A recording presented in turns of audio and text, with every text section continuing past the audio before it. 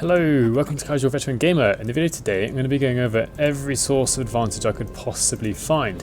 I'm going to go in the order of sources of advantage that are generally available no matter what class you are. Then I'm going to move on to spells and different spells that can give advantage in different situations. Then on to class specific abilities, and then finally going to move on to magic items. Please let me know if you think I've missed any out. I wouldn't necessarily call this an exhaustive list, but it is certainly a substantial list. I might be going a little bit fast for some of these because there are lots to get through. Kind of don't apologise for that because I don't want this video to go on and on. And so saying that, let's get into it. Perhaps the most well-known way to get advantage is to be standing somewhere higher than your enemy is currently. So Lae'zel's up on these steps, we've got Commander's Oak down here. And because I've got high ground, as they put it, I get advantage. 51% chance to hit instead of, I think it would be 30 otherwise. One other advantage of being up high is that if anyone makes an attack roll against you from down below, they have disadvantage.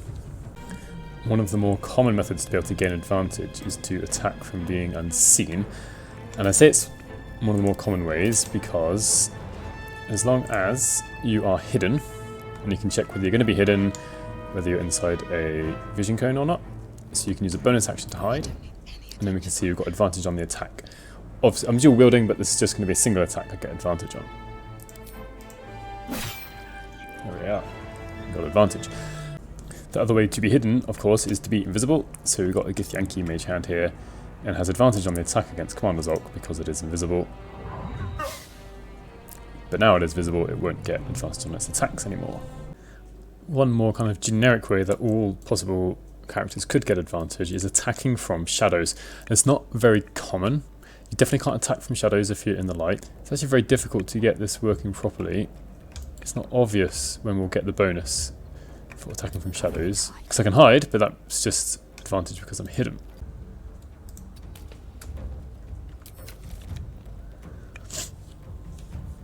So here I've managed to get it to work. Shadowheart is in an area where she is heavily obscured and is attacking from shadows. I think part of it is also to do with where the enemy is. It's not very easy, not very common to get this advantage.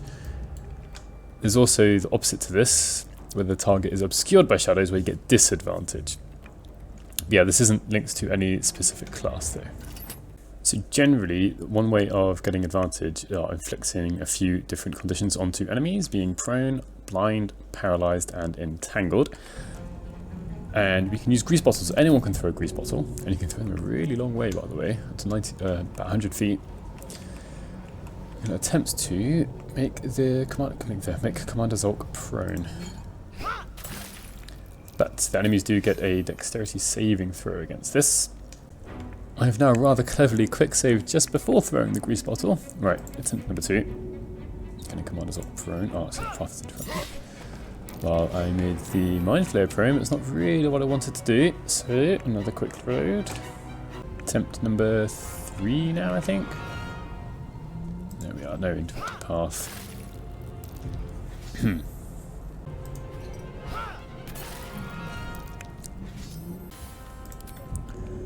What's this? 5th time lucky. Whee! My ranger here, with 2 attacks, has advantage and will have advantage on both attacks. Pretty decent way to do it, but at the start of Commander's Oak's next turn, he'll get a chance to get back up. One thing to note is that prone creatures now do not automatically fail dexterity saving throws. They used to, but now they don't. Another way to make someone prone is shoving them from a high place. Now it does seem that the height at which enemies fall prone, or anyone falls prone from falling, has greatly increased. I'm going to push Lae'zel. Down she goes, taking a fairly large amount of damage. 18. And she has landed prone. So attack rolls against her would have advantage. So he has got advantage with his attack rolls. I'll also shove someone from a slightly lower height, like halfway down, just to show you that this isn't the same as what it was before, that the fact we do need to be shoving from slightly higher. Again, kind of bugged out when I was trying to end the turn while Lae'zel was prone on the floor. So I'm going to shove her from a slightly lower height. Let's see if she lands prone from here. Which she doesn't. actually just receive some damage. Now, something else I want to point out quite early on in this video is that the advantages don't really stack. So I've got high ground anyway, and she can hide, and she is hidden. And it says high ground and advantage on attack because she's hidden, but the percentage chance is still just 51%. So even if you have 7 sources of advantage, it doesn't have any greater effects than if you had 1. I also want to point out that it doesn't matter how many instances of advantage or disadvantage that you have. If you've got at least one of each, then neither one wins out. Here I've got 2 instances of disadvantage and 1 of advantage, but I don't have disadvantage. It doesn't count like 1 advantage for 1 disadvantage. Just if you've got 1 of each, both completely cancel each other out no matter how many you've got. The next section is going to go through different spells. I'm going to go through them in order of cantrip spells, then level 1 spells, then level 2 spells. I'm not going to put them into any sort of class order or grouping because quite a lot of these spells are available in different classes. So I'm just going to do it alphabetically through cantrips, level 1 spells, and then level 2 spells. Next up is Shocking Grasp. Fairly niche, and I think it's slightly bugged. So, just to show you how this works, you have advantage when using the spell on creatures wearing metal armor. There aren't a huge number of creatures wearing metal armor at this point in the game, but Hesed here, unfortunately for him, does. Now before I show you Shocking Grasp, I just want to show you the chance to hit with Firebolt is 60%. And Shocking Grasp uses the same attack modifiers, but it actually has a percentage chance of 84%. They've made a mistake here. They haven't added the advantage in as they normally would. They've actually just increased the chance to hit. Chance for toppling to work is not very high. Wait, there we are, so he's prone. Now I've got Gale with a potion of haste at the moment. And now we can get advantage. Okay, it's not broken, but it's just the graphic for showing us that we've got advantage doesn't work for Shocking Grasp. But we do have advantage. Time for perhaps one of the more inefficient methods of gaining advantage. We've got True Strike. It is a cantrip, so we can cast it on a single enemy. You can see there's a tiny little green bar on that 100%, making it 100%. It would normally be 95. You get advantage for a single strike only. Just using my offhand attack, I've now lost the ability to get advantage. Colour Spray, level 1 illusion spell, creates a dazzling array of flashing and coloured lights that blinds creatures up to a combined 33 hit points.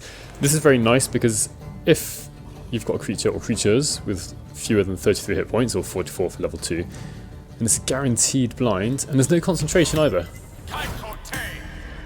Just as long as they're beneath that threshold, they're blind. This bugbear has now got prone and colour spray. I'll get to where prone comes from later. And so we've got 2 advantages on attack rolls. Next one is specific and unique to ranges, being ensnaring strike. Can be melee or ranged. Try and hit an enemy. Unfortunately for us, they get to make a saving throw against this effect. So I'm going to have to try again. Perfect. Now, being ensnared actually has 2 benefits. One, it stops them from moving, and also makes all attacks against them have advantage. Entangle is a spell that creates an area of vines that forces creatures to make a strength saving throw. Now, unfortunately, perhaps let's try this on other creatures. But ogres, oh, this works out. Ogres have a high strength, so they're quite resistant to this. So their Lump the Enlightened is entangled, so have advantage on the attack roll. There is actually a bug with Entangle at the moment. I have sent a message bug report to Larian, is that the initial entanglement is actually the saving throws against Twisting Vines, which is a DC of 12, which isn't the same as the DC as my character here, for example. His spellcasting DC modifier should be, or is 13. On subsequent turns, it does actually use the normal spellcasting modifier. Perhaps one of my favourite spells for granting advantage now is Fairy Fire. I wouldn't bother using this on a single enemy, but it creates an area effect. The enemies get to make a saving throw against it, but if they fail, which 2 of them did, then while concentration is maintained, all attacks against them have advantage. Alright, there we are. Player advantage on attack rolls because of Fairy Fire. It's got a slight added benefit that if anyone is invisible, then they will become visible and can't go invisible as well.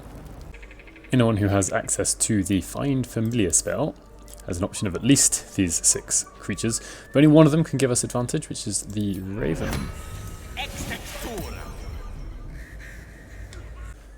So what our Raven can do is Rend Vision. It does 1 piercing damage and has the ability to blind an enemy. So we can see here that this Goblin Ruler is blinded. And because they are blinded, we get advantage on the attack roll. Grease, much like the grease bottle, put some grease on the ground. It has the same effect, basically as the grease bottle. The area is slightly larger, which you would hope for considering using a spell slot to do this. It's failed, but I will try and show you again. There we are, Guko is knocked prone. Well, I'd have to get up close to melee range. I don't think I can do that before his turn. But we know from previous parts of the video that being knocked prone does give you advantage against melee attacks anyway. Guiding Bolt is next, generally just on the Cleric spell list. And if it hits, it's not very likely. If it hits, lovely. Then it gives a status effect, Guiding Bolt, and the next attack roll has advantage. Doesn't matter where it's from, it doesn't have to be the Cleric casting it, doing another attack roll. It could be anybody. In this case, it will probably be the Mind Flayer, I guess. So there it is, because it had Guiding Bolt, the Mind Flayer had advantage on that attack. Now I'm slipping Sleep into this video because there are a few abilities that guarantee critical hits rather than advantage, but it's probably worth still mentioning in this video. So here we have Sleep, puts creatures up to a combined 24 hit points to sleep, magical slumber, or up to 32 if you use level 2 spell slot. Some races are immune to sleep, goblins are not, however. Coming on to this first sleeping goblin, and it's a 100% chance to hit, and it's not just a 100% chance, it is also a critical hit, always. So if you can find an enemy to put this on, this will guarantee a critical hit. Tasha's Hideous Laughter, level 1 spell, now available to wizards. Before it was just to one of the subclasses of Warlock. So see if this works before describing it. Perfect. So, inflicts Hideous Laughter, with a lovely background noise there actually. So the target is prone at the end of every turn, and every time they take damage, they get another saving throw. But let's see this advantage in action. Now this doesn't work at range because they are prone. We do have to have a melee attack. Now I obviously can't take the attack because I'm out of actions, but you can see here that the player does have advantage on attack rolls. Blindness basically does what it says on the tin. Makes creature blind. Okay, I had to wake up this bugbear just to prove the point because it was asleep, and just like with the sleep spell, would have had a 100% critical hit chance. But the bugbear is awake and it's blind, and we have advantage on the attack. Spell next, if it lands, this hold person can only affect humanoids, so not every single creature. Now hold person actually paralyzes the enemy, though it doesn't have the paralysis condition. Well, it says paralyzed under hold person, but what this actually means is that this is better than advantage. This is a 100% critical hit chance. Invisibility, level 2 spell. You can cast it on anyone you want in your party. Let's split these guys up. This isn't necessarily the cleverest thing to go and do, but Lae'zel is going to have advantage on all the attacks against all of these. Show off what Lae'zel can do. Any fighter, really. Get advantage against all 4 of them. She might now die, but we got advantage. That was the point. An alternative to Entangle is Web, though it's level 2 spell. It has a similar effect as Entangle, except it uses Dexterity as a saving throw rather than Strength, and the creature is enwebbed. Let's have a quick look at that. So it cannot move. Attack rolls against the creature have advantage, while its attack rolls have disadvantage. It also has disadvantage on Dexterity saving throws. So this not only gives advantage to attack rolls, but also effectively kind of gives you advantage on spells that target Dexterity saving throws, such as Sacred Flame, for example. The next section will cover abilities unique to some of the classes. Not every class has something unique to them. For example, Wizards don't. For example, we've got Fighters with the Battle Master. There'll be the Beastmaster Ranger and Druids and Cleric. The only method unique for clerics is for the trickery domain subclass, so we can use Shadowheart for this, and it is invoke duplicity. So you cast it somewhere on the ground, it creates a little dummy. If both one of your allies and one of your enemies is within 10 feet of the dummy, or I guess that'd be 3.3 meters, then your allies have advantage on their attack rolls. I wouldn't necessarily advise do it in this particular fight or this particular situation. But now, we've sorted it out. Here we are, Action Surge. Because both Lae'zel and Torga are within 10 feet, are quite close to this Invoke Duplicity, get advantage. Which is nice if you've got a certain area you can funnel enemies to, or you've got a lot of enemies in one place. You can put this down and get all of your allies advantage on their attacks, as long as they're close enough. It does require concentration though, so keep that in mind. The Druid is up next, and we will be looking at the wild shape animals that can give advantage. Not all of them can. I'm going to start with the badger. So with the burrow action, you see two circles. There's like an inner ring and outer ring. The inner ring shows you where the badger, your wood druid, will end up, and the outer ring shows the extent to where creatures will have to make a very short strength saving throw or be knocked prone. So there we are. Failed the saving throw. Let's just double check. It's a dexterity saving throw. Sorry, I was wrong. But now that hyena is prone, and we have advantage on the attack rolls. The wolf will be next. Now the skill we will be looking at for the wolf is Exposing Bite. If the wolf hits, then the enemy has the Exposing Bite condition, which then means that the next hit will be a guaranteed critical hit. The next hit from within 5 feet, sorry, it's not exactly every hit, which is the same, essentially the same effect as something being paralyzed, except it's only for one hit. I was about to show you Exposing Bite on the wolf, but I've noticed I've already got advantage on the attack. Now there's no condition on the null that would cause this. Rampage, the only one that is shown, is when a null downs a creature with a melee attack on its turn, it regains 1 bonus action and half its movement speed. Nothing to do with advantage or disadvantage. Threatened just means that the creature has disadvantage on a ranged attack rolls, but I think it's something that isn't shown here, perhaps it was before, it's the fact that it's newborn. If in the second room in the whole game you get us to attack you or you attack us, it is a newborn Intellect Devourer, and we have advantage on attack rolls against it. So it's quite a unique, niche sort of source of advantage on newborn creatures. It doesn't come up common, but I shall also use Exposing Bite. And then hopefully show you the effect of that with Lae'zel, since she comes next. There's a 100% chance to hit, and it will be a critical hit. Odd shape that can possibly give us advantage is the Deep Rothe, which you get at level 4 on either subclass of Druid. And it has a charge attack, a bit like the boar. It does damage and potentially knocks targets prone. Let's use charge. How far can this go? And we knock one of them prone. So now attacks against this creature will have advantage. With patch 5, the Battlemaster got a slight upgrade with extra options for battle maneuvers. The trip attack can make someone be knocked prone potentially. Except I'm using a ranged attack. Let's use a melee attack, shall we? Now that didn't work because they made a strength saving throw against my DC, but I should try again. Here we go once again.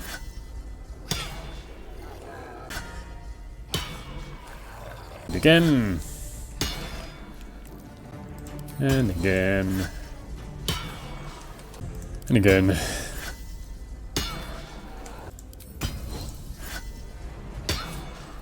Eighth time lucky, as they say. Fingers crossed.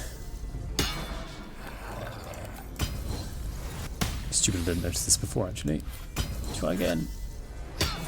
There we are, finally prone.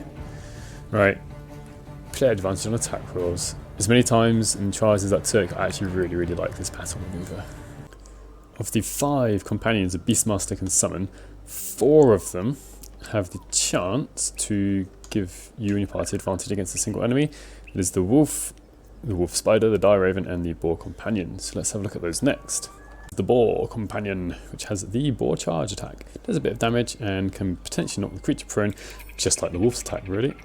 This one is a bit different though. You don't target a single creature, you target an area. Yep, that managed to knock that goblin prone. The next beast is the Dire Raven, which has rend vision just like the Raven Familiar does.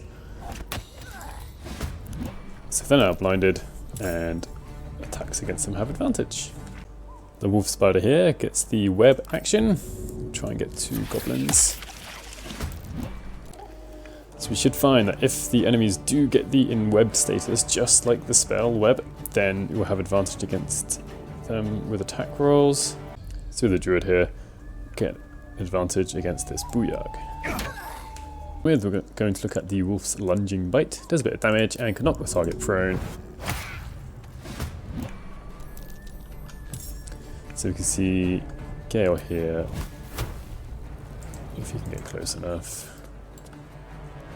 Has advantage on his attack. Right, I wouldn't advise using Gale to do a melee attack, but the point is just to prove that this works.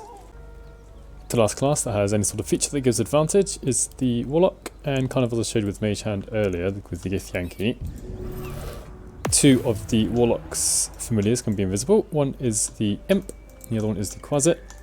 So if you turn them invisible and they go to attack a creature, they will gain advantage. There's the Imp, very quickly to the Quasit.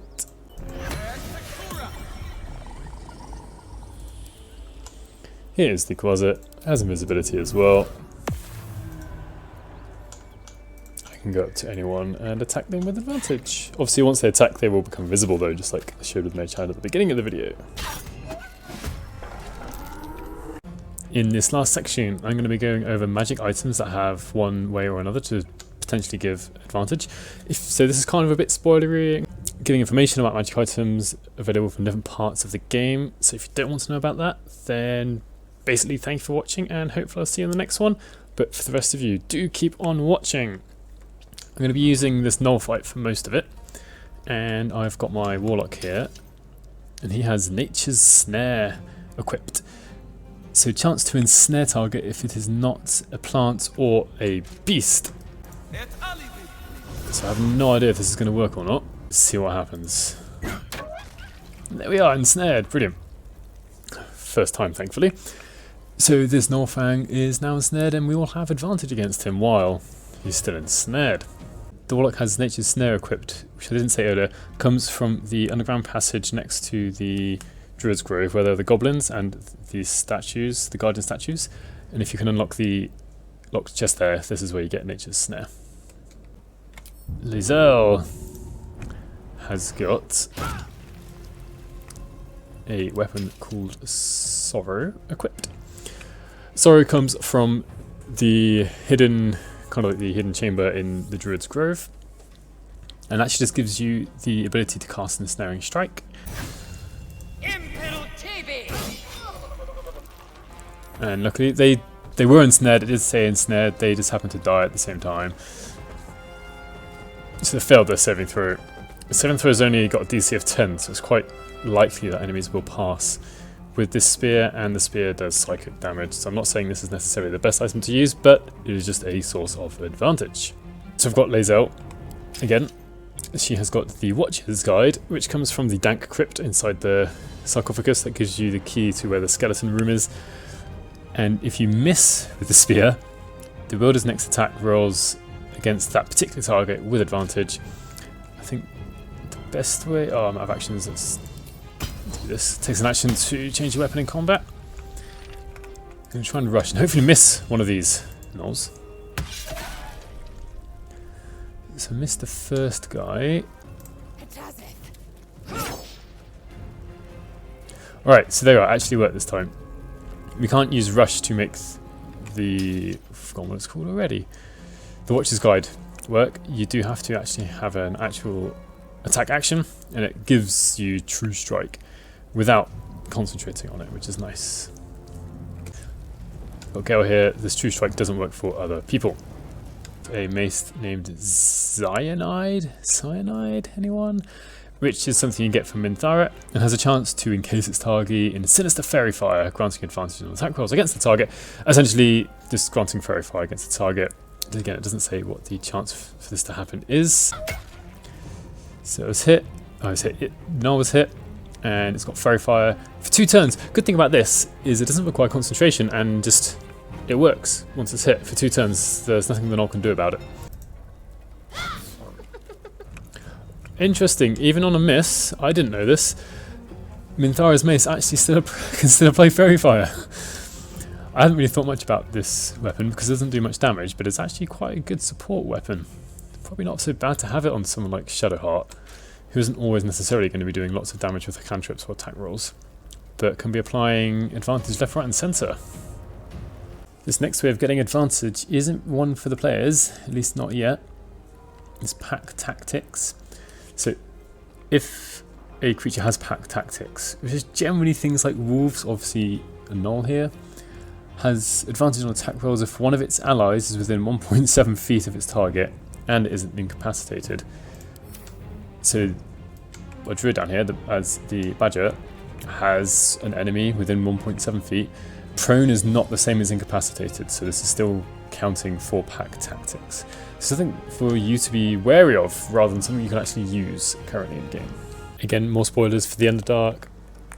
Most of you probably watching this probably be in the situation, but here we go. Where you find the Koatoa, there is some sort of praising of Bual. If you pass an Arcana check to see what they are praising and kind of worshipping, then you get the option to offer one of your companions. I am going to offer Lae'zel because I think it might be funny.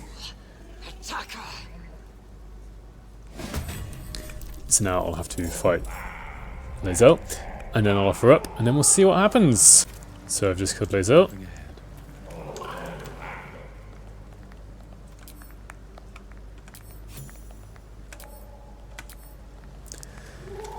And now, and this is permanent, I've got Bual's Benediction, and I got advantage on attack rolls against bleeding targets. And not only does my main character have it, but 3 characters here have all got it. So Will there doesn't have it, neither does Astarion. So it'll just be the 3 people who were in that little sacrifice scene that will have advantage against bleeding targets. So I've just made the imp there bleeding, and then my character has advantage on the attack. Brings me to the end of all the sources of advantage that I could think of. Let me know if I've missed any out. I do believe I've got a fairly comprehensive list. Let me know which way your favourite method is. Mine is still Fairy Fire, and hopefully I'll see you in the next one. I always thought Shadowheart was a bit dodgy.